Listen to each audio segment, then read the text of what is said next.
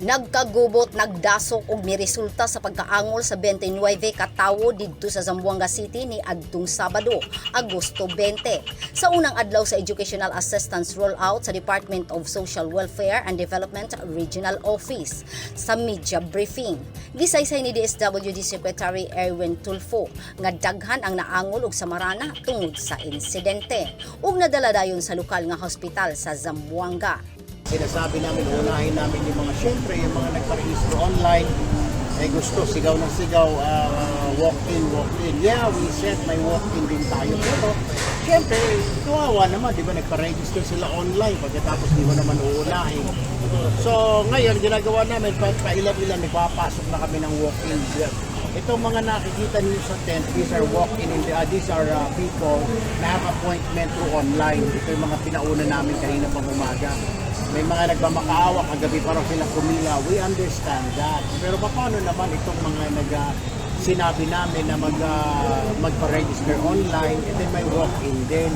Sa kadaghan sa gustong maapil sa educational assistance, nagkagubot. Apan ni adtong Sabado, may pagawas og listahan ang DSWD Zamboanga Peninsula nga adunay 1,001 ka estudyante ang dili mahatagan sa hinabang tungod kay kulang ang ilang gitunol nga mga papeles.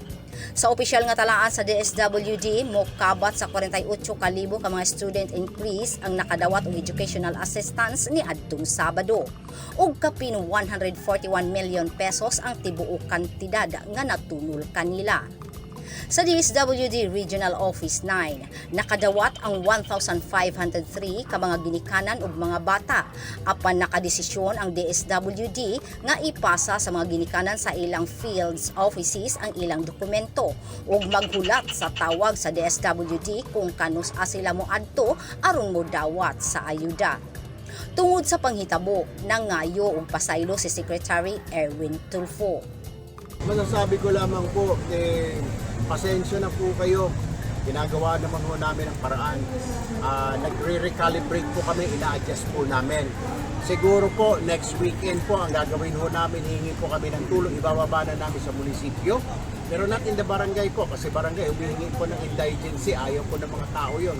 Sa munisipyo, upon the supervision of DSWD personnel, meron pa rin po dito, meron sa munisipyo para pumunta na lang po sila sa mga munisipyo nila. I guess that's what we have to do. Pangalawa po, kung mapapanood nyo itong balita ngayong tanghali, huwag na ho kayong pumunta rito. Sinara ko na ho na 7 a.m. So wala na po kaming tatanggapin. Yung mga nasa pila kanina 7 a.m., yun na lang po ang accommodate natin. Daghan ang misaway sa nahitabo kay wala kuno kini sa maayong sistema, kulang sa pangandam ug kay ang halos tanan gustong makauna og dawat may resulta sa kagubot sa pipila ka lugar. Grace Alcunaba, Newsline Philippines, Basilan Province. Stay safe.